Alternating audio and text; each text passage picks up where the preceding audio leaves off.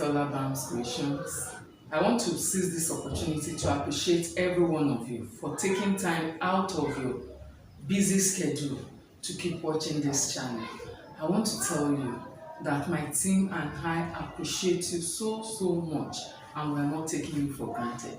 Kindly spare me a few minutes of your time to show you how to draft a basic skirt pattern.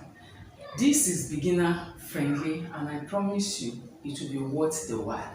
Why do you need to watch this tutorial in the first instance? It's when you know how to draft a basic skirt, then you are sure of drafting so many other skirts that you would love to draft. And you know, when the foundation is sound, then you are sure that whatever structure you put on it will be very okay. Another reason why you need to watch this tutorial is because this is not just the conventional drafting where you divide your body measurement into 4 and then you go on with the drafting. No, we are not going to use that. From what we did when we were taking even the basic bodice measurement, we have shown that the back and the front are not the same. So the same thing we have here. The back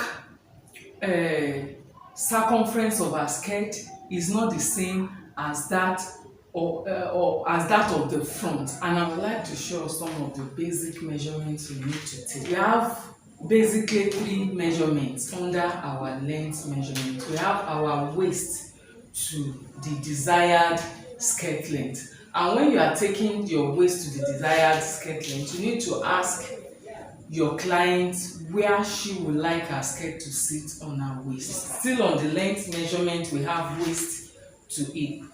For my client here, I have 7 inches. For an adult, we normally have between 8 to 10 inches, but in this case, this is a mannequin anyway. Still on the length measurement, we are going to be taking our waist to our under butt. You may be wondering, why do we need to take this measurement? When we start our draft, you will see the usefulness. I will pick this under butt measurement from the desired waist to our under butt. I have 14 inches. For the circumference measurement, we have just 2 major measurements. For my client, I have 25 inches. Remember, we made a mark at the fullest part of our hip. So we are going to take the circumference measurement around that area. For our client, we have 39 inches. You have to be sure that the measurement you are taking is very comfortable for your client. One thing I want us to note is that the back side of my client, you can see that it protrudes more than the front hip, suggesting that the back hip will be more than the front hip. So that's the reason we cannot distribute our hip measurements equally. The back has to take more because of this protruding back side. When we get to the drafting table, I will show you the distribution of the. Here are some of the things we'll be needing. We need our drafting paper, need a probe for measuring, need our rulers. We may need a masking tape to hold down our paper, and here is my paper scissors. I have my marker, I have my pencil and eraser. I have my measurement book here. The measurements needed are the skirt length, the waist circumference, hip circumference, and our waist to hip. We already noted that the back side protrudes more than the front side. So in taking measurement, if you need to take the measurement of the front and the back side separately, it may become cumbersome. So rather than doing that, we always make use of some formula. Let me show us the calculation on paper.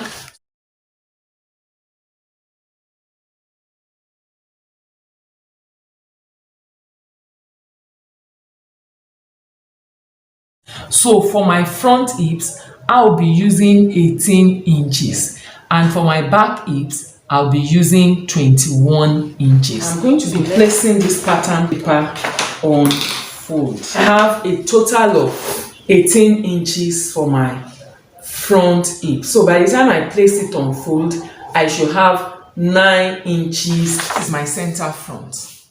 This is my top line, and this is my hem line. I left 1 inch from the top of my drafting paper, and then from that top line, I'm going to be having 1.5 inches band height. So I will place the band height, which is 1.5 inches, on my top line, and then I will measure my skirt length, which is 24. Our waist is 25 inches. I'm going to be dividing it by 4 to give me 6.25. So from this center front, I'm going to be measuring 6.25. To this 6.25, I will add 1 inch that allowance. So altogether, I will have 7.25. From the top line, I'll place my band height of 1.5 and then measure down to my hips line. My waist to hips is 7 inches. I forget, this paper is on fold. It's because I'm cutting on paper, that's why I didn't put it on fold. By the time I want to transfer my pattern to my fabric, I have to place my fabric on fold. My total front hips is 18 inches. So 18 divided by 4 will give me 9 inches. So on this hips line, I'm going to be marking 9 inches. The next thing is to connect my waist to my hips measurement. I'm using a curve. If you don't have a curve, you can make use of a ruler and then blend the curves later. From the hips line, I'll connect to the hem line. We are blending the curve now so that the shape doesn't look funny. The next thing is to mark our dart distance. For my dart distance, I'm going to be using the bust span of my client, which is 6.5. That 6.5, I will divide it by 2. That gave me 3.25. On this waistline, I'll be marking 3.25. Remember, we left a dart allowance of 1 inch. From the hips line, for the front dart, I will go up by 2.5. But for normal human, you can go up by 3 inches. I will be joining from that bust span to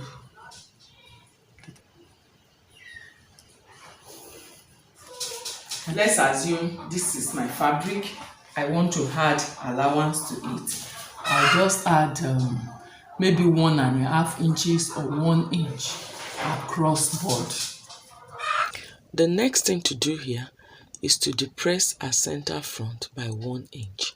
So I'm going to be coming down by 1 inch at the center front.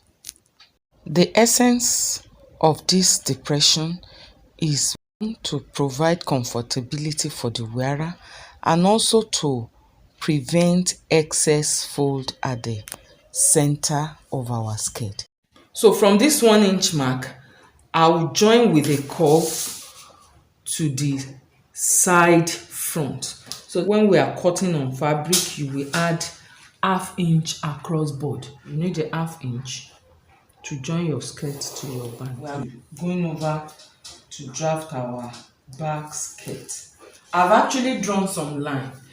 I'm sure that these lines, they are not alien to us. This is our top line. From this top line, I removed 1.5 inches band height. I have 7 inches as my hips line. I went up by 2 inches to get my dart line, and then I have 14 inches as my butt line. Here is my hem. This is my center back here. I took a measurement of 1/1/4 for my zipper allowance. So I'm going to be starting my measurement from the center back. My waist is 25. 25 divided by 4 will give us 6 1/4. To that 6 1/4, I'm going to be adding 1 inch that intake allowance. Altogether, I have 7 1/4.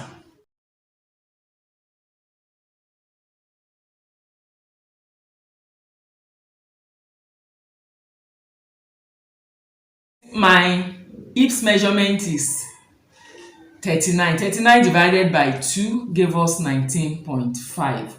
So to that 19.5, I'm going to be dividing it. You have 9 3/4. So on this my hips line, I'll be marking 9 3/4. I'm going to be cutting 2 of this back skirt. Connect from your waist to your hip line using either a straight ruler or a curve. Be sure to blend the curves to avoid having sharp edges. Since it is a straight skirt we are drafting, the same measurement I picked on my hips line, I'm going to be picking it on the hem line and on the seam allowance. I will connect with a straight I'm going to be line. blending it.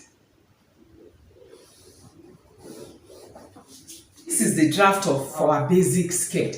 If I choose to make this skirt draft a pencil skirt, all I just need to do is on my hem line, you can either subtract 1 inch, 1.5 or 2 inches, depending on how pencil you want your skirt to be. But in any case, I'm doing a basic skirt. So it's from this basic skirt that we will develop some other skirts. The next thing is to work on our butt.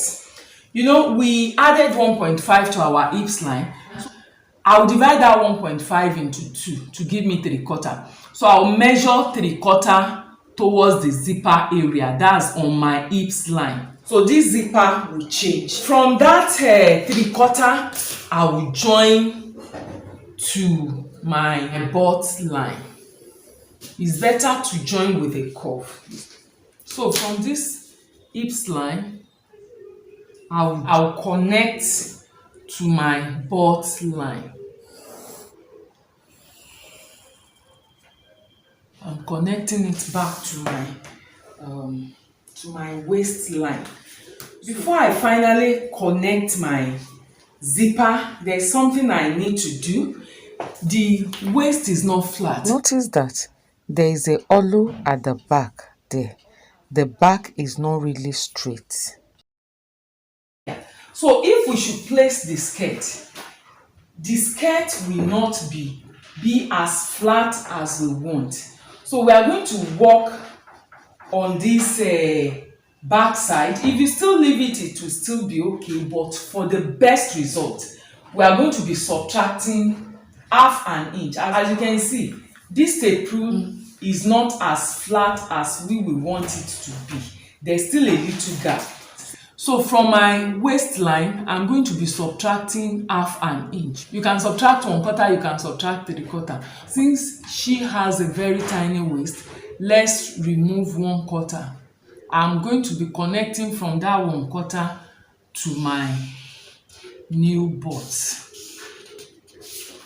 So it is from here that I will now measure my new zipper allowance.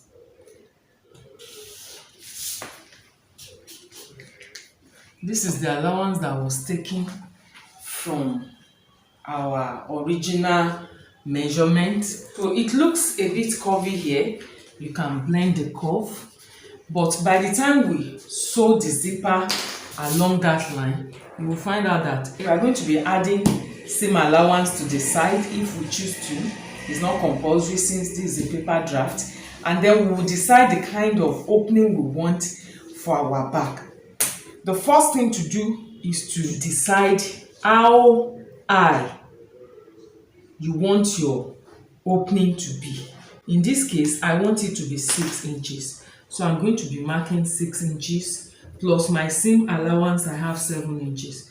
So I'm marking that allowance. And then if I want it to overlap, when it overlaps at the back, we call it a closed vent. I may choose 3 inches, I may use 2.5, I may use 4 inches. It all depends on how wide you want it to be. But I decided to use 3 inches here. So I'm connecting from that zipper allowance to the overlapping allowance or the vent allowance. And if I want it to be a closed vent, I will not add this part. I'll just cut it on the green side. The last thing to do here is to add our seam allowance. Don't forget to add 1/2 inch that we will use to join your skirt to the band.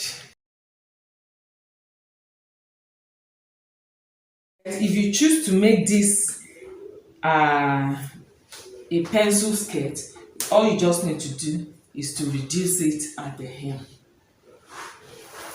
Our skirt draft is finished. And so now let's do our cutting.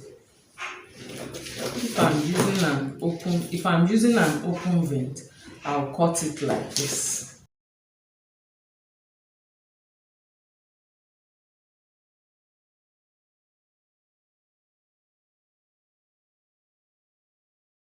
The draft for our back skirt is ready. If we don't want it to be overlapping at the back, we will fold it here. Don't forget to hit the like button. Comment, subscribe, share with your friends. And if you are already subscribed, don't forget to click on the notification bell so that you can get notified whenever I post a new video. Keep coming back. I still remain Allowance Creations.